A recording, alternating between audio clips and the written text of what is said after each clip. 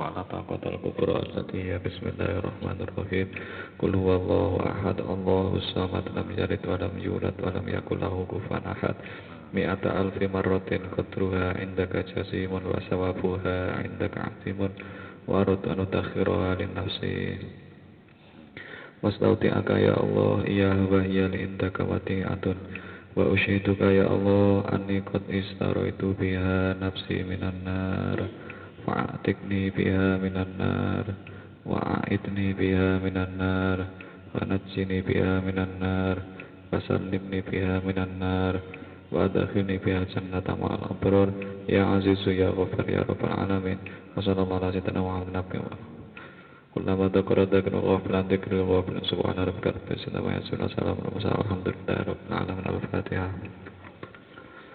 صراط الذين أنعمت Bismillah, alhamdulillah, la hawla wa la quwata illa billah wassalatu wassalamu ala rasulillah Muhammad ibn Abdillah ma ba'da. Bapak Ibu rahimakumullah, monggo kula panjenengan sedaya sampeyan ngatah-ngataken memperbanyak syukur, memperbanyak mengagungkan Allah atas limpahan rahmat, taufik dan hidayahnya. Utamanya malam ini kita dikumpulkan dalam majelis Al-Quran, dalam majelis ilmu. Mudah-mudahan kita semua diberi ilmu manfaat. Amin ya rabbal alamin. Salawat dan salam mudah-mudahan tetap terlimpah curahkan pada Nabi Agung Muhammad sallallahu alaihi wasallam.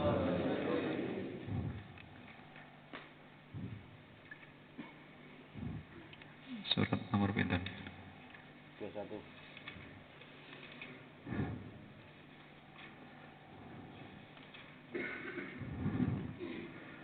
Surat 21 ya. Ayat 94. Itu 94. 95 terakhir. Tok saniki 95. Saniki. Bismillahirrahmanirrahim. Surat Al-Anbiya surat ke-21 ayat 95.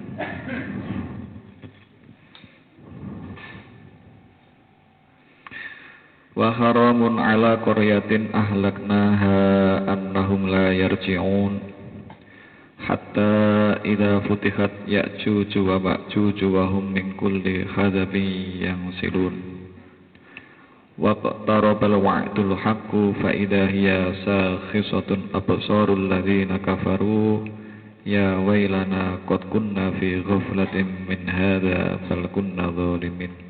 Al-ayah. Bismillahirrahmanirrahim. Wa haramun, dan diharamkan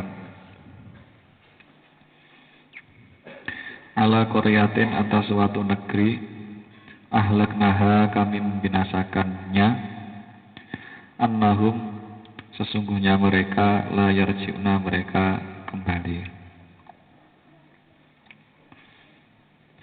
Dan tidak mungkin bagi penduduk suatu negeri yang telah kami binasakan bahwa mereka tidak akan kembali kepada kami. Ini artinya ngeten. Siapapun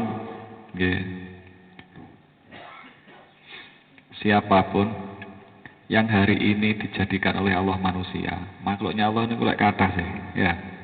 Tidak manusia saja. Makhluknya Allah ada yang tumbuh-tumbuhan, ada pokoknya seluruh ciptaannya Allah, khususnya manusia. Siapapun yang di dunia ini dijadikan manusia, kayak wedhus niku gak menika besok gak bertanggung jawab di hadapan Allah. Ya. Siapapun yang di dunia ini dijadikan oleh Allah sebagai manusia, kemudian dia meninggalkan dunia atau kemudian dia dibinasakan oleh Allah, baik itu melalui musibah ataupun yang lainnya, semuanya tidak ada yang kelewatan, tidak menghadap dengan Gusti Allah. Semuanya tidak ada satupun yang kelewat, tidak menghadap di hadapan Allah. Artinya apa? Yang kita renungkan itu, kita tidak akan bisa berlepas bertanggung jawab di hadapan Allah. Sudahlah, saat ini Kita dulu kan tidak pernah meminta untuk jadi manusia, toh nggih. Sakniki kita oleh Allah dijadikan manusia, ya sudah, kita syukuri. Kemudian kita pahami apa kewajiban kita jadi manusia. Diperintah untuk menghamba. Oleh Allah dicepai dunia. Setelah dunia dicepai oleh Allah untuk apa? Ternyata di akhir-akhirnya, di ujung-ujungnya kalau kita memahami ayat ini, semuanya akan dipertanggungjawabkan di hadapan Allah. Makanya orang yang senantiasa ingat kalau kita akan dipertemukan oleh Allah, senantiasa ingat kalau kita bertanggung jawab di hadapan Allah, itu pasti orangnya hati-hati, belajar menggunakan dunia tidak semaunya sendiri. Sebab kamu setiang awam, rumusnya orang awam itu, jika kita sudah mencari rizki dengan cara yang halal, itu rumangsanya kita, napa? Jadi sing dadi angen-angen awake dhewe niku, yang menjadi prasangka kita, kalau mencarinya itu sudah halal, mau kita belikan apa saja terserah kita. Niku lho sing gare ora paham dia. Kalau kita itu bertanggung jawab di hadapan Allah. Jadi itu hampir semuanya, sing ngaji mau sing ngoten, apalagi yang enggak ngaji. Yang ngaji saja loh masih punya pikiran kayak gitu. Ketika dia mencari rezeki dengan cara yang halal, seakan-akan rezeki halal itu terserah saya mau saya buat apa. Niki monggo, kita yang ngaji, kita owahi cara berpikir yang salah itu. Jadi yang dipertanggungjawabkan di hadapan Allah itu bukan yang halal dan yang haram. Kalau yang haram wis ora ditanggungjawabno, jejekno neraka ngono ae. Yang halal-halal itu loh kita gunakan untuk apa? Jadi yang ya lek kula biyen sekolah mulai SD sampai aliyah nggih rumah kula sing dihisab niku antarane halal kali haram. Pokoknya lek halal selamat, lek haram neraka.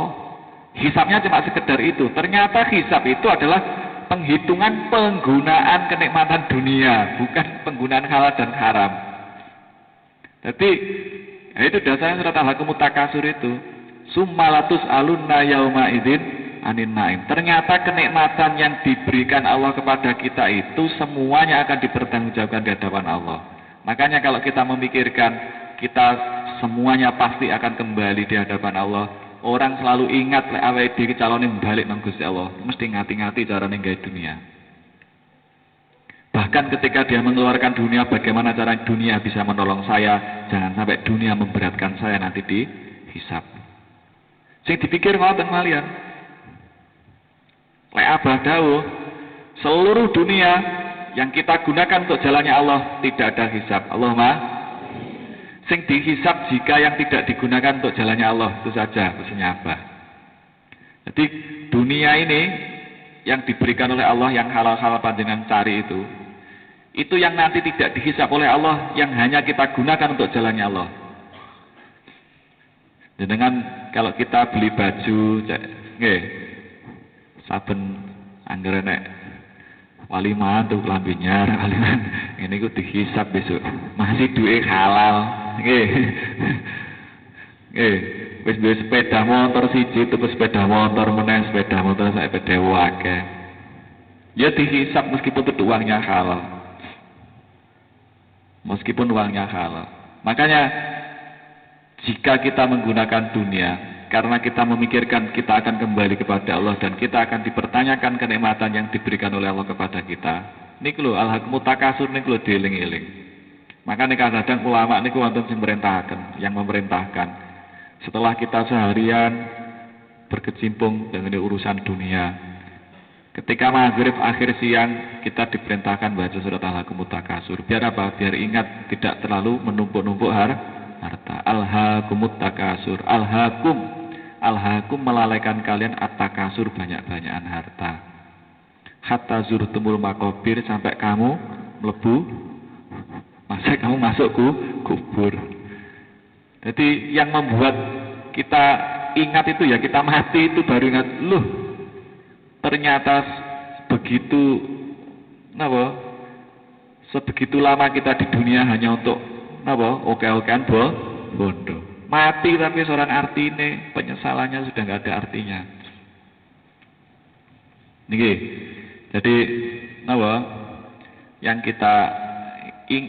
kita sering kita ingat, kita itu semuanya akan menghadap kepada Allah untuk mempertanggungjawabkan atas apa yang hari ini diberikan Allah kepada kita. Makanya lek kepingin hisabe gak abot-abot teman. Nggih. Padahal teng Al-Qur'an dhewe niku diceritakan.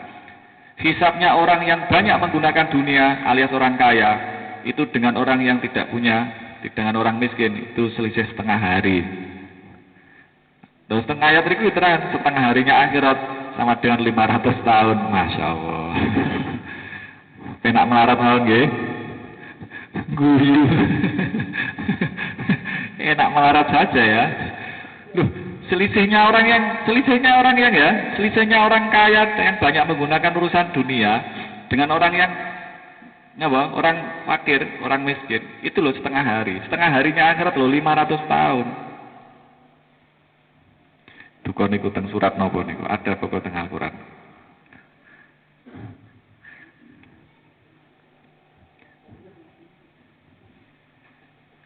Padahal hisab itu masya Allah.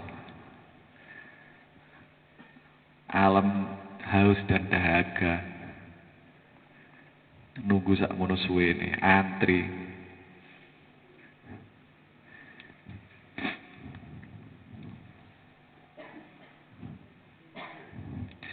Niku sing penting napa? Ingat kalau kita akan dikembalikan menghadap Allah untuk mempertanggungjawabkan. Jadi jangan dipikir loh nggih, hari ini kita diberi mata, kita diberi telinga, kita diberi mulut, kita diberi kaki bisa berjalan, tangan bisa bergerak, itu semuanya tidak dipertanggungjawabkan di hadapan Allah. Jangan dipikir seperti itu. Semuanya akan bertanggung jawab. Dipertanggungjawabkan di hadapan Allah. Jangan dipikir sampai punya uang kemudian beli A, B, C, D, F, G kemudian nggak ada tanggung jawab di hadapan Allah. Semuanya ada pertanggungjawaban. Ada LPG. Wani gawe kudu wani laporan. Masa gelem gawe tok gak gelem laporan kok enak men. Nggih. Makanya ingat kalau kita akan dihadapkan kepada Allah itu senantiasa akan membawa kita dibimbing oleh Gusti Allah. Amin. Akhirnya apa? Menggunakan dunianya ngati-ngati, tidak asal-asalan. Teruskan. Hatta idza futihat Ya'juj wa Ma'juj wa hum min kulli hadabi yang silun. Hatta sehingga idza futihat ketika dibukakan Ya'juj wa Ma'juj dan Ma'juj wahum dan mereka min kulli hadabi yang silun dari setiap hadapin tempat yang tinggi yang silun mereka turun dengan cepat. Niki nyeritane Ya'juj Ma'juj. Ya'juj Ma'juj itu keterangan yang paling banyak di surat Al-Kahfi tentang kisah tentang Zulkarnain. Kalau nggak salah ini ayat 92 sampai 98. Boleh kalian dulu. Kalau nggak keliru pokoknya Al-Kahfi, surat Kahfi ini juz 15 niku sekitar ayat 92 sampai 98. Itu tentang Ya'juj Ma'juj. Dalam hadis Rasulullah mengatakan Ya'juj Ma'juj itu termasuk asratus sa'ah, alamat atau tanda-tanda dekatnya kiamat. Alamat atau tanda-tanda dekatnya kiamat. Cuma kalau melihat hadis yang lain, Ya'juj Ma'juj itu yang paling terakhir. Sebenarnya sebelum ini tanda-tanda kiamat dekat itu sebelumnya ada Dajjal. Setelah ada Dajjal, kemudian Nabi Isa diturunkan. Nanti Dajjal yang membunuh Nabi Isa. Kemudian ketika masa Nabi Isa barulah Nabi Isa ini meh kalah saja kalau Ya'juj Ma'juj. Nah, di dalam hadis itu Ya'juj Ma'juj itu bukan dari bangsa halus kayak jin atau setan demit, enggak. Itu keturunannya Nabi Nuh. keturunan Nabi Nuh yang oleh Allah memang sampai hari ini nggak dijadikan mati. Keturunannya jadi jumlahnya ya ribuan. Orang ribuan tok, miliaran mungkin. Nah, keturunan dari tadi Nabi Adam, medhok teng Nabi Nuh niku gadah anak jenenge Yafet. Yafet itu gara-garanya diazab oleh Allah itu pernah dipanggil Nabi Nuh, dia lebih condong kepada istrinya. Ketika ditimbali abai untuk urusan dakwah, tambah dia napa tidak mau nemui abahnya, tambah napa abad keluarga. Abad keluarga. Akhirnya oleh Allah dikasih azab niku. Azabnya apa? Keturunannya itu tidak normal. Dia itu punya keturunan kembar. Kalau yang besar itu besarnya luar biasa. Jadi kalau saat ini diarani raksasa. Niki Kanjeng Nabi lho nggih sing matur. Wis awake dhewe kok iman ngono tok mawon. Nggih, pokok iman dhisik mawon. Niki sing matur Kanjeng Nabi. Terus sing cilik yang kecil itu juga semakin mengecil. Jadi mungkin kalau kita melihat TV ngoten kayak kurcaci ngoten niku beke mawon lho nggih. Beke mawon. Jadi yang kecil semakin mengecil, sing gede semakin membesar. Ya itu Ya'juj itu yang sing raksasa, sing Ma'juj niku sing mengecil niku. Nah itu dikisahkan dalam surat Kahfi, tengene tafsir surat Kahfi. Itu kan Ya'juj Ma'juj itu lek ngombe teng danau dientekno banyune. Lek wis mari diombe, kalau sudah selesai diminum, airnya tidak akan muncul kembali. Seandainya dia makan tumbuhan itu sudah nggak mau tumbuh lagi. Makanya ada yang mengatakan daerah itu hari ini daerah di sekitar Rusia, pecahan-pecahan Rusia pokoknya, pecahan Rusia daerah yang daerah Padang dan sampai teko pundi teko Israel. Daerahnya sekitar situ. Jadi orangnya itu ciri-cirinya katanya Rasulullah, matanya sipit, mukanya lebar, warnanya kemerah-merahan. Dan itu adalah asratus sa'ah yang paling terakhir. Jadi tanda-tanda kiamat yang paling terakhir itu adalah kali Gusti Allah dibukai Ya'juj Ma'juj. Kita akan bisa memahami ini jika kita membaca surat Kahfi. Coba dibuka surat Kahfi ini.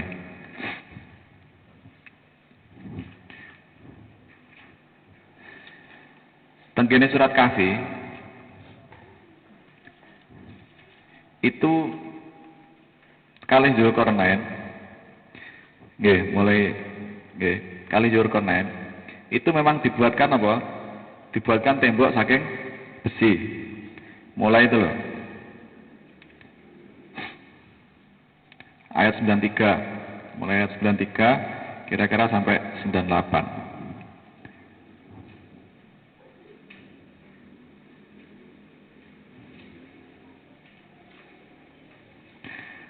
Nah, di antara ayat itu diceritakan tentang model Ya'juj Ma'juj. Dengan ayat itu, sama waca piyambak mawon. Tapi teng mriku wonten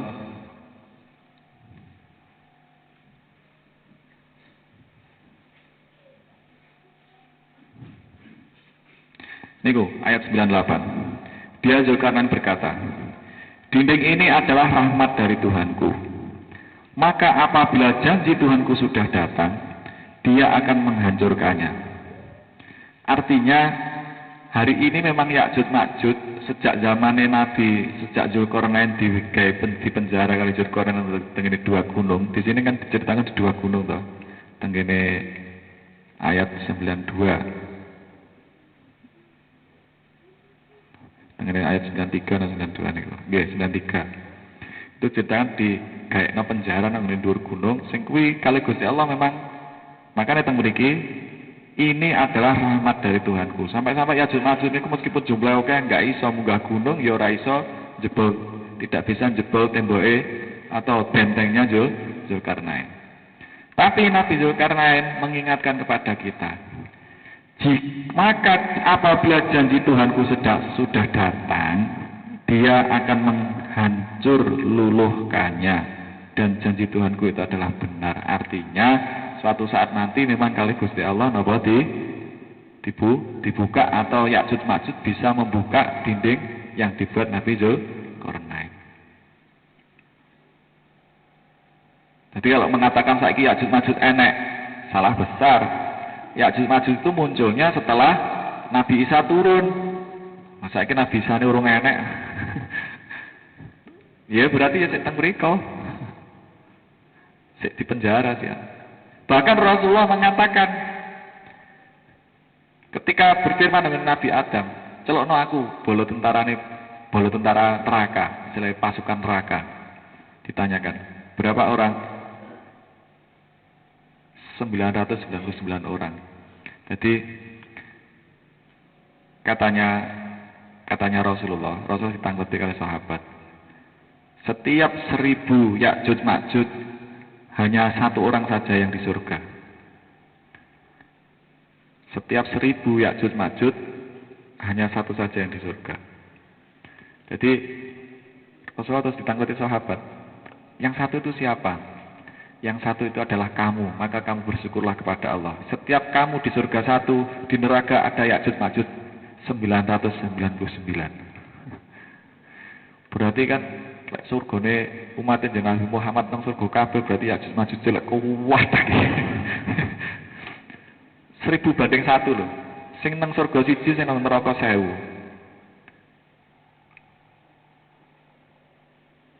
Dan itu digambarkan di dalam jadi mau memahami sifat-sifat atau ciri-cirinya Ya'juj Ma'juj itu bisa dibaca surat Kahfi. Ya, surat Kahfi mulai ayat 90 sampai bukan ayat 90, mulai ayat 83 sampai ayat 90 sampai ayat 100. Itu semuanya atau 99 itu semuanya menerangkan tentang Ya'juj Ma'juj. Lah di dalam surat Al-Anbiya ini kali Gusti Allah diterangkan bahwasanya napa calone Ya'juj Ma'juj niku kali Gusti Allah memang ditokne keng benteng niku wau. Makanya ketika ditokne niku wau, teng hadis-hadis diterangaken akhirnya sing iso nyelametne tiyang Islam sebab apa? Dia sukanya membunuh orang.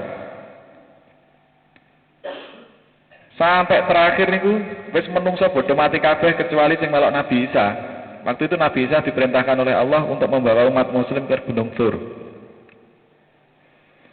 Sing sik selamat teng Gunung Sur. Manten ngoten saking krana menungso wis entek kabeh, Ya'juj Ma'juj itu kita sudah menghancurkan bangsa bumi. Ayo kita hancurkan bangsa langit. Jadi napa watu-watu kalih bangunan-bangunan diuncalno nang langit. Datang hadis mriku Rasulullah diceritakan saking sombonge Ya'juj Ma'juj niku wau. Akhirnya watu-watune niku oleh Gusti Allah kaya metu gedhe ngoten. Akhirnya dia, wong langit, penduduk langit mati kabeh. Masalah temboknya medhuk meneh niku dalam keadaan berlumuran darah. Nah, akhirnya Nabi Isa dan orang-orang Islam saat itu napa dikengken dosa dipun donga teng Gusti Allah, akhirnya kalau Gusti Allah ditekakno napa? Kados seperti napa jenenge? Ular. Apa jenenge? Set. Seperti ulat, ya, kayak ulat, kayak set sing tekok tungkune apa? Metu keng jero awake ngoten. Akhire Ya'juj Ma'juj mati kabeh. Lah setelah itulah baru kemudian sing selamat wong Islam namung sing Gunung Sur niku wae tok, liyane pun dipejahi kabeh kali Ya'juj Ma'juj. Makanya ada yang mengatakan orang yang menangi dina akhir niku saelek-eleke wong. Wonten teng hadis kaya ngoten, saelek-eleke tiyang niku sing menangi dina akhir. Nah niku sing tenggene yang di Gunung Sur itu yang selamat, kemudian kalih Nabi ditungani ndonga sak tiyang-tiyang Islam niku wau. Teng hadis ditakaken ngoten. Akhirnya Allah menurunkan burung sing manuk niku wau mbuwaki bangke-bangkene Ya'juj Ma'juj. Kemudian turunlah hujan, mantur ngoten wis ambu batangnya pun hilang dilangi kali Gusti Allah. Ya setelah itulah baru Itu baru kiamat lagi, kiamat datang. Ini kalau teng hadis yang diceritakan Rasulullah. Terus akan. Jadi ketika tembok itu kali Gusti Allah, jadi janji Allah itu kan nanti temboknya akan dibuka. Kalau sudah dibuka, maka di sini digambarkan oleh Allah dalam surat Al-Anbiya ayat 96 ini, mereka adalah wahum min kulli hadati yang silun. Mereka dari tiap-tiap tempat yang tinggi yang siluna turun dengan cepat. Sebab sing gede kaya raksasa, makanya langkah ya ombo-ombo gede-gede, medhuk ya cepet, sing cilik-cilik ngoten. Wis kaya wong iber ngono. Saking cepete. Niku Ya'juj Ma'juj. Lah lewat ngoten niku teng mriki terusaken waqtarabal wa'dul haq, dan telah dekat janji yang benar. Artinya kiamat. Makanya kita yakini kalau kiamat itu memang benar-benar ada. Kita persiapkan, sebab semuanya akan menghadapi kiamat. Kan orang sekarang mati, orang mati itu namanya kan alam barzah. Barzah itu alam nunggu sampai kiamat datang. Kalau kiamatnya datangnya 100 tahun lagi, ya berarti di barzah nunggunya 100 tahun lagi. Itu kalau kiamatnya 100 tahun. Makanya orang dikubur itu sebenarnya, dikubur sehari ini dikubur itu dalam rangka nunggu kiamat saja. Semuanya nanti kalau kiamat, mulai Nabi Adam sampai umat akhir zaman juga akan merasakan dahsyatnya kiamat. Kalau sudah Ya'juj Ma'juj keluar ini, waqtarabal wa'dul haq, artinya apa yang dikatakan Allah tentang kiamat pasti akan datang. Ini saja yang kita persiapkan untuk menghadapi itu. Bekal apa yang sudah kita peroleh untuk hari ini. Fa idza hiya sakhisatun absarul ladzina kafaru. Maka tiba-tiba dia sakhisatun terbelalak absarul ladzina kafaru, mata atau pandangan orang-orang yang mereka kafir. Jadi ini tidak sekedar yang menjumpai kiamat saja, tapi seluruh orang kafir yang di barzah pun juga terbelalak matanya melihat dahsyatnya kiamat. Makanya teng Al-Quran itu diceritakan kali Gusti Allah. Tiang kafir, orang kafir yang sudah disiksa di neraka saja, ya kok di neraka. Di alam barzah itu kan kita sudah memperoleh siksa jika kita tidak beriman dengan Gusti Allah. Jika kita di dunia saja itu melanggar aturan Allah, di alam kubur ini loh sudah mendapatkan siksa. Makanya ketika dikubur mendapatkan siksa, ketika kiamat datang, mereka itu minta ditunda sehari atau 2 hari. Karena apa? Karena siksanya kiamat itu lebih dahsyat daripada nang jero kubur. Makanya teng mriki sing digambari oleh Al-Qur'an bahwasanya orang-orang kafir matanya akan terbelalak, itu tidak hanya sekedar yang menemui kiamat saja, yang sudah mati saja kaget delok dahsyatnya kiamat. Sama delok film 2012, medeni niku, urang medeni neh sih. Itu masih gambaran manusia, gak ada apa-apanya sama sekali. Itu masih lamunan manusia. Ya nopo peribahasan. Ya, idza zulzilatil ardu zilzalaha wa akhrajatil ardu asqalaha. Delok gunung bledos awake dhewe niku ngeri. Apa meneh isine bumi mecotot kabeh ngoten ya napa molak-malik kabeh ngoten. Coba kita bayangkan, kita melihat ngerinya ketika orang-orang ngadepi tsunami saja wis ping jelerit ora kelingan anake, ora kelingan bojone. Itu sik tsunami, durung sing diwolak-walik. Sik tsunami tok ngono. Niku wis ping jelerit kaya ngoten. Wis gak kelingan anake, gak kelingan, wis bingung nyelametno dhewe-dhewe. Itulah gambaran akhirat. Akhirat itu wis gak kenal anak nang ngene ibu, ibu nang anak ora kenal, kabeh bingung nyelametno dhewe-dhewe. Karena sakit dahsyate. Nih, jadi mumpung kita belum menjumpai hari akhir, makanya kita hindari sifat kekafiran atau kufur tengene Gusti Allah. Karena kan sudahlah, sampai dia ini kawit desa ini wis ora angel-angel. Hari ini hidup jangan cuma memikirkan enak-enak dunia tok lah, rugi. Sebab di balik dunia ini ada alam yang selama-lamanya. Kalau di alam selama-lamanya kita sengsara, di dunia enak gaya apa? Wong di dunia dinikmatinya cuma sebentar saja loh. Ya sudahlah, agak susah-susah dikit, Allah wong sebentar saja di dunia. Yang penting di alam selama-lamanya kita tidak susah. Makanya kita napa?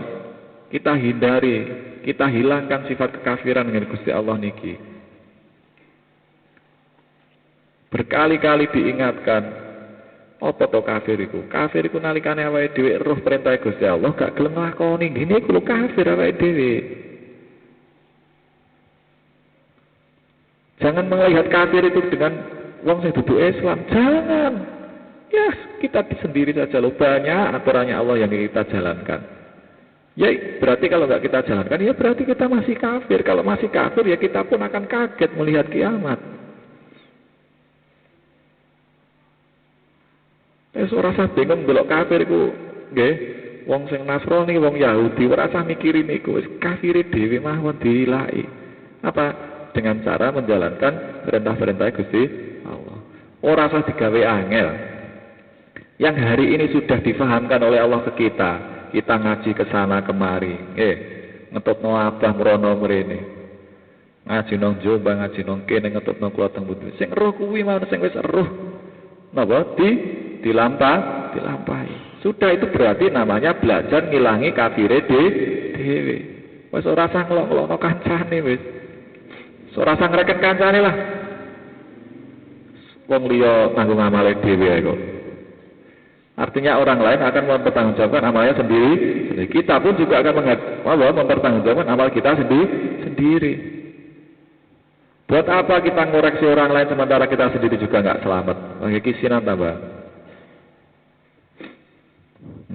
Napa dawe? Ya wailana, aduhai, ya walana sungguh celakalah kami. Qad kunna fi ghaflatin min hadza. Sungguh kuna ana sapa kita, sungguh kami fi ghaflatin dalam kelalaian min hadza dari ini, dari kiamat ini. Waduh,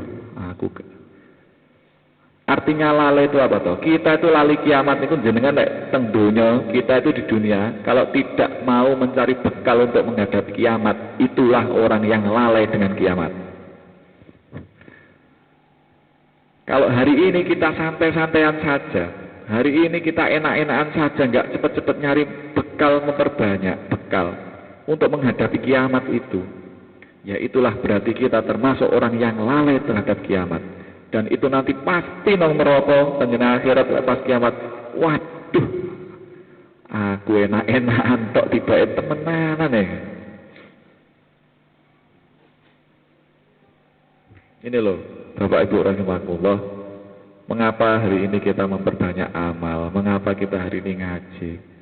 Ternyata ada kabar dari Allah yang sangat mengejutkan, yang sangat sing kudu diwedeni awake dhewe. Mumpung durung ngadepi niki lho nggih, sayange Allah teng kula jenengan sedaya didukne Al-Qur'an itu. Belum kejadian saja. Pembicaraan detail itu loh oleh Allah sudah diceritakan. Ini orang kiamat toh. Tapi omongan wong kafir ketika ngadepi kiamat, wis diceritakno Gusti Allah. Sangke sayangnya teng kula saleh sampean.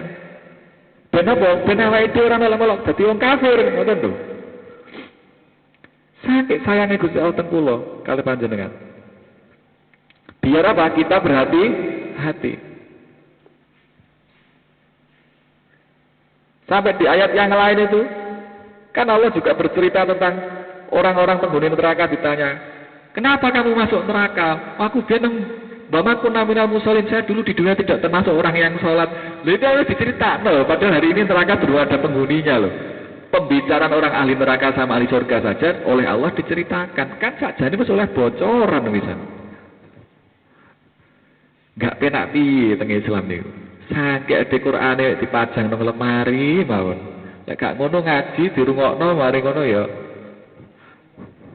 Kena iwak peyek lali. Kena lagu-lagu, kena TV pun lali kabeh. Ini loh, Al-Quran ku Masya Allah, lek awake diulang jalan sedaya lek gelem ngetutno nggih guru sing ulang Al-Quran ngoten Masya Allah. Enak saestu. Surga belum ada penghuninya sudah diceritakan. Nanti dialognya orang surga gimana, penghuninya bagaimana, siapa yang di dalamnya. Hari ini padahal belum ono sing nggeni, wis diceritakno. Neraka ya wis diceritakno. Kurang sayang piye Gusti Allah niku. Ya gara awake dhewe padha sing dablek. Wis ditoi tiang kafir niku lho kabeh muni ya wailana. Qad kunna fi ghaflatin min hadza. Waduh, aku biar siap-siap. Makanya hari ini kesempatan yang diberikan oleh Allah selagi di dunia lah. Sudahlah, urusan dunia enggak usah dibuat sulit lah. Enggak dunia itu kalau sulit selama kita menjalankan aturan Allah. Dunia itu enggak akan dipersulit oleh Allah jika kita tidak melanggar aturan Allah. Yang penting satu, jangan takut dicemooh orang lain. Kadang-kadang kita itu dijadikan oleh Allah pas-pasan malu sama saudara, malu sama tetangga. Duh, jangan malu sama saudara sama tetangga. Lah yang menjadikan itu loh Allah. Kita tuh malu sama Allah kalau nuntut Allah, ngoten lho. Sudahlah, biarin orang ngomong ya biarin. Yang penting ini saya syukuri ini datangnya dari Allah, alhamdulillah. Ya sudah, komentarnya orang ya biarin komentar saja. Gak bayar komentar. Makanya kalau kita itu berkumpul dengan ahli dunia, kita pun juga mesti akan diajak urusan dunia. Makanya kalau nggak satu visi, jangan gampang-gampang curhat. Termasuk yang membuat kita terhina di dunia itu apa? Kita tuh sering ngeluh, sering curhat ke orang lain, urusannya urusan dunia. Yaitu yang menyebabkan kamu terhina. Yang membuat kita terhina di dunia itu gara-gara kita membuka aib kita sendiri ke orang lain itu loh.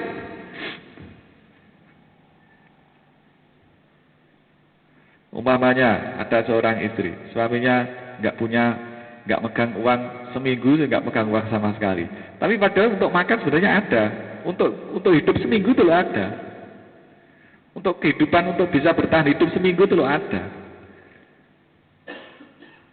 Kemudian kamu cerita ke orang, tuh suamiku nggak mau kerja, sudah seminggu nggak punya uang. Yang membuat orang lain itu menghina kita gara-gara kita cerita. Kalau nggak cerita kamu lebih dianggap sugih. Ya toh? Ya toh? Coba kalau kamu nggak cerita,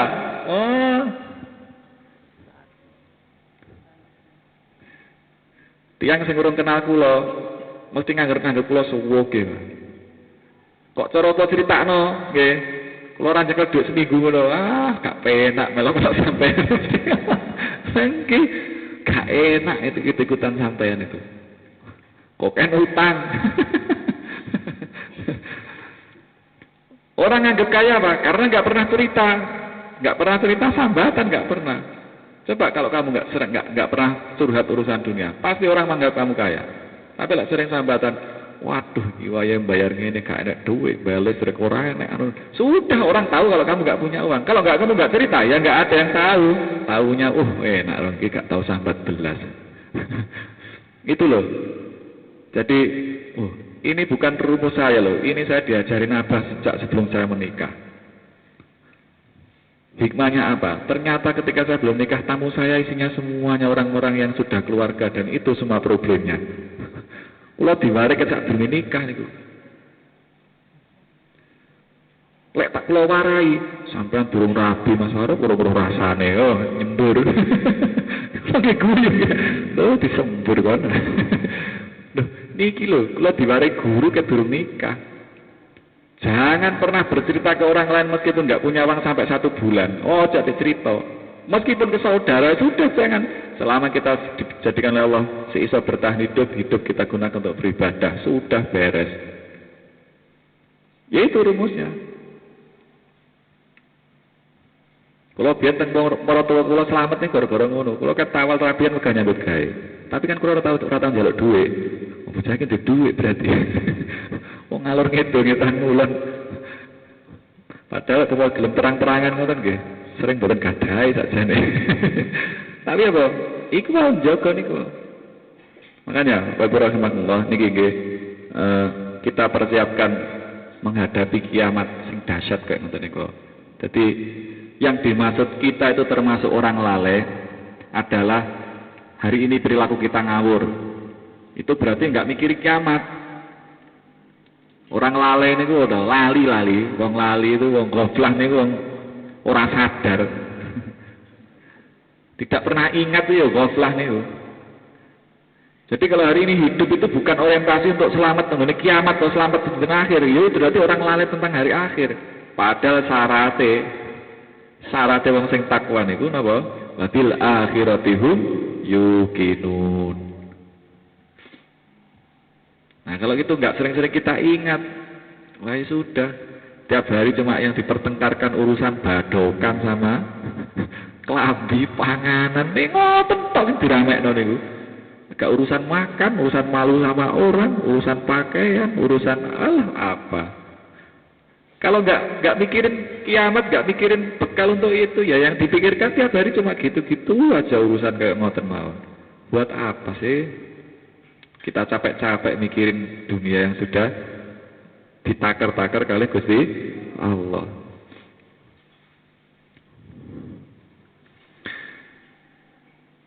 Bal kunna zalimin. Bal bahkan kunna kami adalah zalimina, orang-orang yang zalim. Kemarin sudah dijelaskan tentang orang yang zalim. Orang zalim itu orang yang menganiaya diri sendiri. Orang yang menganiaya diri sendiri itu orang yang tidak mau menjalankan perintahnya Allah. Kenapa? Sebab setiap kali kita menjalankan perintahnya Allah, kebaikan itu untuk kita. Berarti kalau kita tidak mau menjalankan perintah Allah, berarti awake dhewe iki nganiaya awake dhewe, mendolimi diri sendiri, sebab yang menanggung itu semuanya diri kita sendiri. Enak loh. Jadi sing diarani wong dolim niku wong sing ora gelem nglakoni perintah Gusti Allah atau wong sing nglanggar laranganipun Gusti Allah. Sebab apa? Jika kita melanggar aturannya Allah, akan kembali kepada diri kita sendiri. Dan jika kita menjalankan perintahnya Allah, berarti juga akan kembali kepada diri kita sendiri. Jika kita tidak menjalankan sama sekali, bahkan melanggar, berarti kita membuat diri kita bunuh diri. Makanya yang dolim, berarti nyemplung awake dhewe dolim itu rokok. Makanya kalau kita itu pelit urusan dunia untuk akhirat, berarti kita sebenarnya pelit terhadap diri sendiri, bukan untuk orang lain, bukan. Memang kelihatannya kulitnya, dohirnya, kita ngasih orang dohirnya, padahal kebaikannya itu untuk kita. Allah itu memberikan balasan kebaikannya untuk kita sebenarnya. Koyok-koyoknya bononi dhewe sudah, padahal enggak kalau kita paham akhirat. Makanya kita berusaha untuk tidak menjadi orang yang zalim, yaitu orang yang ketika di dunia tidak mau menjalankan perintahnya Allah, ketika di dunia tidak mau meninggalkan larangannya Gusti. Sudahlah, sing wis ngerti saiki nggih, sing paling penting saiki sing wis ngerti aturane Gusti Allah. Sing lanang-lanang mulai carane kelambenan. Diketahui mulai dari nutup aurat. Aurate wong lanang sing kudu ditutupi napa? Diruwi. Dipraktekno.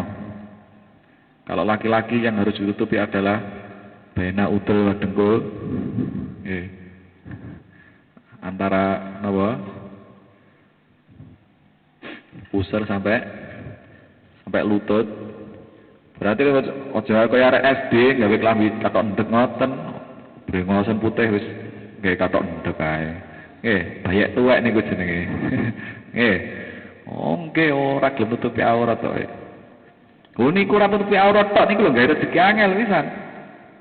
Ora gelem nutupi aurat tok niku lho gawe rezekine angel. Sebab apa? Tidak ada rumus yang mengatakan dalam Al-Qur'an rumus hidup itu enggak ada. Orang yang melanggar aturan Gusti Allah rezekine gampang ora enek critane. Kok cara gampang mesti membuat kita lupa terhadap akhirat, terhadap Allah. Makanya meskipun itu kecil urusan aurat, jangan diremehkan. Yang perempuan itu juga demikian. Meskipun mau olahraga apalah, ben sehat ben apa wis pokoke aurat itu ditutup. Iki perintah Gusti Allah. Ngono ae. Nggih. Sumuk Pak, Mas, sumuk nang donya timane sumuk nang neraka. Nggih, dadi gawe sampean. Sumuk nang donya sik iso kena kipas sik kena angin. Coba sumuk nang neraka, kipase sapa?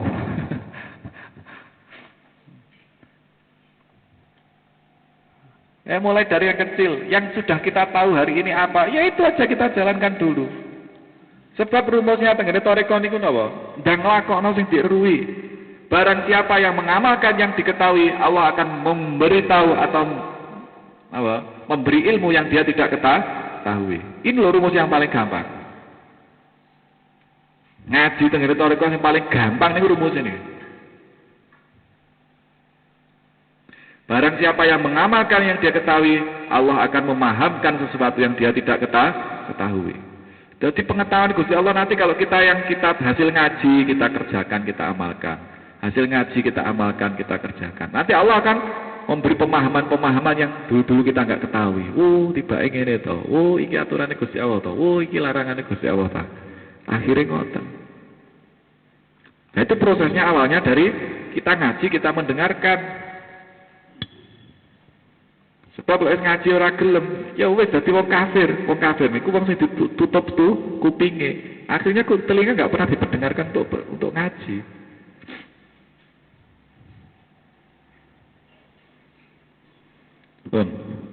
Innakum sesungguhnya wa ma ta'buduna dan apa-apa yang kalian sembah min dunillahi dari selain Allah hasabu jahannama maka menjadi bahan bakarnya neraka jahanam. Makanya jangan menyembah selain Allah. Wis ojo atik nyembah saliyane Gusti Allah. Artinya sakjane itu bahasanya saklek, tapi kalau kita nggak bisa menjabarkan kadang-kadang kita tuh nggak merasa kalau kita menyembah terhadap selain Allah. Kayak contohnya ngeten.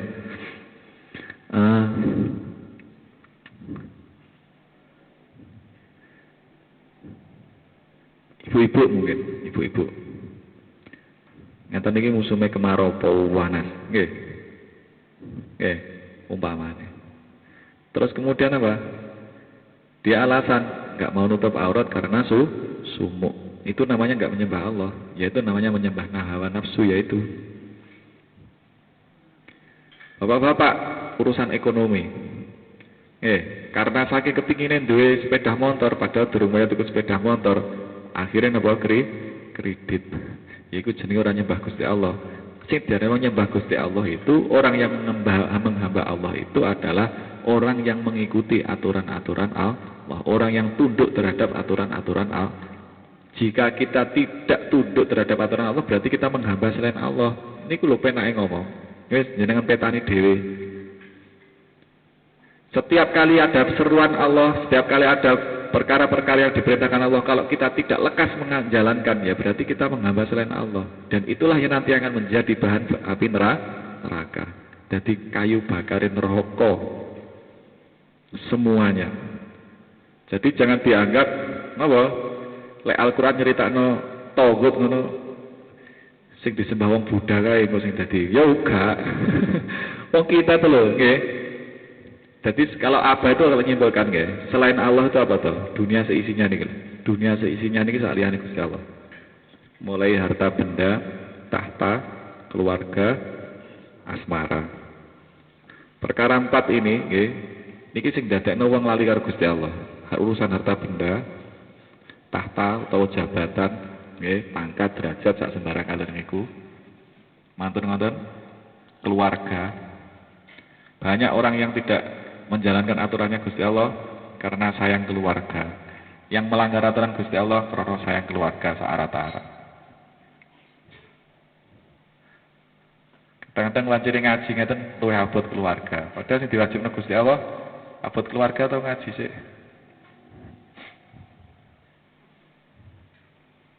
Nah makanya kalau mengerti aturannya Allah nanti kita tahu musuh-musuh kita. Jadi selain Allah itu adalah dunia seisinya. Selain Allah itu adalah dunia seisinya. Dunia seisinya disimbolkan apa? Harta benda, tahta, keluarga, asmara. Kalau kita lebih memilih itu semuanya, berarti kita menghamba kepada selain Allah. Dan itu semuanya akan menjadi bahan bakar api neraka. Makanya kita hindari. Antum laha waridun, antum kalian laha padanya wariduna akan masuk. Kalian pun juga akan masuk kepada api neraka.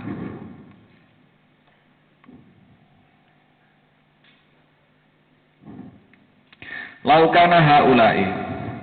Sekiranya mereka yaitu berhala-berhala itu alihatan Tuhan, ma waraduha, pastilah mereka akan memasuki atau tidak akan memasukinya. Jadi niki logikanya yang paling gampang. Mengapa tok kita menyembah Allah? Lek sing disembah Gusti Allah, ora mungkin Gusti Allah kunjung jero neraka, ngoten. Lah lek sing disembah awake dhewe mlebu neraka, berarti niku duduk pangeran, ngoten maksudnya ayat niki. Dadi kenapa kok sing mbok sembah iku diarani saliyane Gusti Allah? Karena sing mbok sembah kabeh mlebu neraka. Kok cara sing mbok sembah iku pangeran temenanan? Ya mesti ae ora mlebu neraka. Artinya kayak ngoten. Jadi cara logikane bocah gampang, sing gampang. Wong neraka niku panggonan ora enak. Kalau dia Tuhan kan dia bisa apa jenis? Kalau yang kita sembah selain Allah itu memang benar-benar Tuhan, kan dia bisa menolak dari siksa neraka. Tapi nyatanya malah jadi bahan api neraka. Berarti apa? Itulah selain Allah. Wa kullun fiha khalidun, dan semuanya fiha di dalamnya dalam neraka khaliduna kekal. Niki. Yang kita ingat neraka itu sing paling sering diceritane Gusti Allah teng Al-Qur'an itu kekal. Nah, kita itu kadang-kadang wis terhegemoni atau terpengaruh oleh hadis yang menerangkan tentang wong Islam niku masih wong munafik. Nggih, pokoke Islam, pokoke masih munafik-munafik lah. Utawa Islam KTP lah pokoke syahadat. Nggih, masih mlebu nang neraka, tetep sok diumbah nang neraka dilebokne surga. Niku sing gare wong ora gelem ngamal. Jadi pun salah kaprah bukan. Ya memang Rasulullah menceritakan seperti itu. Iya. Kalau kita meremehkan hari ini tidak menghilangkan kemunafikan kita, berarti kula jenengan dhewe lek nantang mlebu neraka to nggih. Nggih. Coba sampean nang neraka 10 dina. 10 dina nang neraka lek padha 10.000 tahun. Gelem ta? Diumbah 10.000 tahun nang neraka ngono nggih. Mari dilebokne swarga wis gak apa-apa lah nang neraka-neraka sediluk lah. Sapa sing nganggo sediluk iku sapa? Tidak ada jaminan. Makanya kalau kita paham, kalau di Al-Quran, semua sifat neraka hampir-hampir diceritakan oleh Allah khalidina fiha abada, kekal di dalamnya. Nah, padahal, dan ini kira-kira sing bener Qur'ane napa hadise nggih, kula mboten ngerti. Sampai hari ini saya masih golek ini belum ketemu, dan itu belum pernah saya sampaikan ke Abah. Tentang nerakane ge wong munafik. Kalau di hadis nggih, orang kalau pokoke syahadat niku kan mesti mlebu neraka terus tetap dilebokne swarga. Teng hadis kan ngono. Padahal kalau kita melihat kembali ke Al-Qur'an, orang munafik itu dimintakan ampun tidak dimintakan ampun tetap dilebokne neraka. Dan itu sifatnya neraka khalidina fiha, kekal di dalamnya.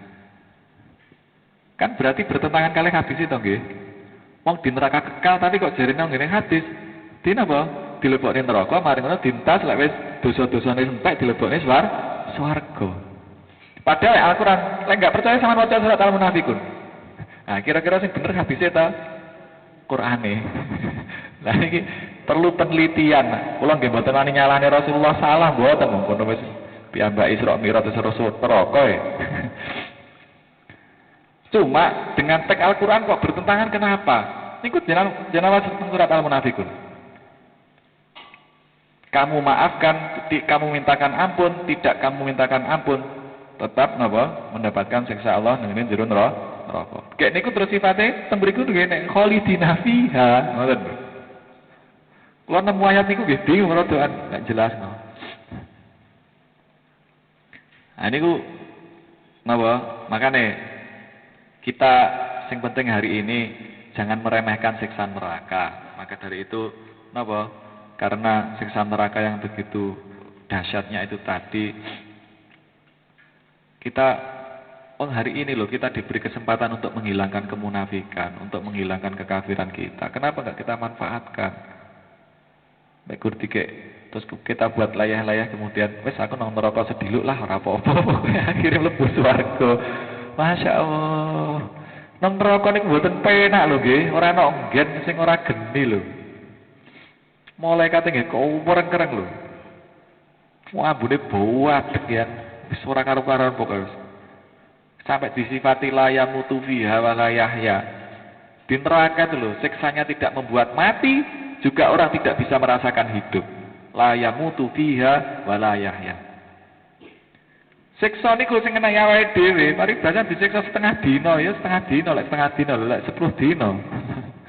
Setengah dina padha 500 tahun donya Setengah dina neraka niku lho nggih. Padha 500 tahun donya. Kula lek jenengan teng donya 100 tahun wis kudu wegah. Ora nek 100 tahun padahal wis kuwesa pisan. Padahal niki akeh enake kalih sorone to nggih. Niki. Makane niki dieling-eling bahwasanya siksa neraka itu kekal. Yang kita ingat mumpung kita hari ini belum masuk neraka yang sifatnya kekal, kita hindari saja ketika di dunia perkara-perkara yang membuat kita masuk neraka yang kekal. Lahum fiha zafirun, lahum bagi mereka fiha di dalamnya zafirun, menghela nafas. Wahum dan mereka fiha di dalamnya la yasma'una, mereka tidak mendengar.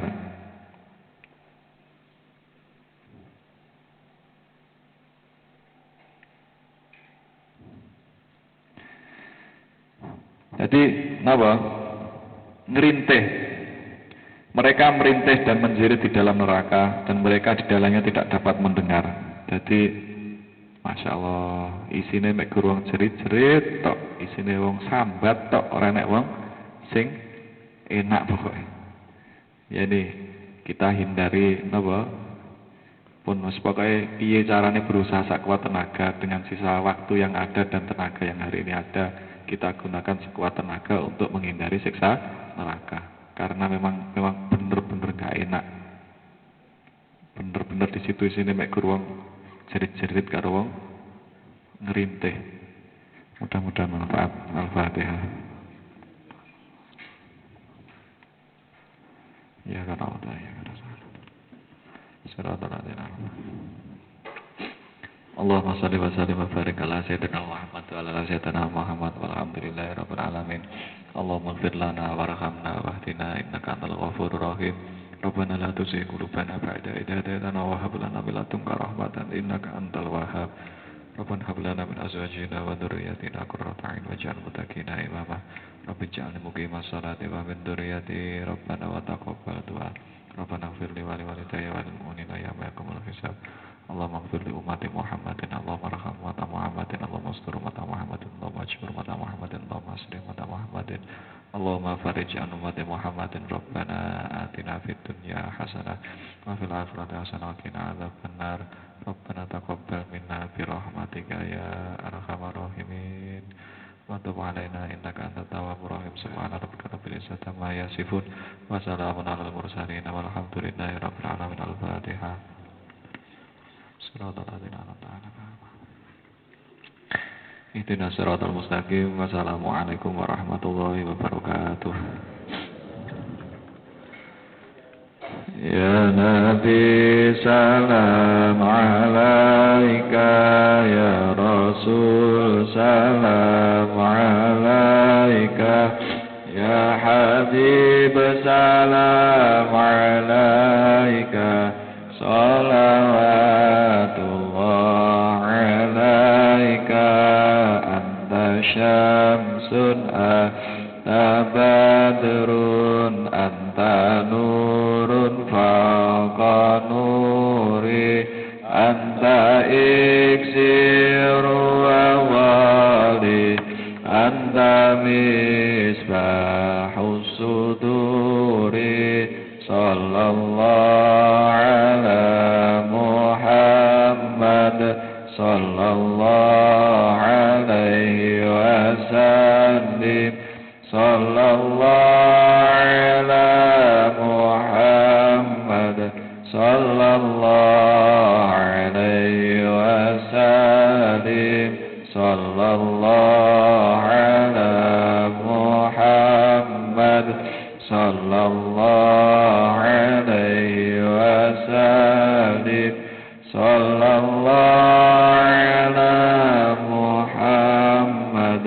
sallallahu alaihi wasallam wa sallallahu Muhammad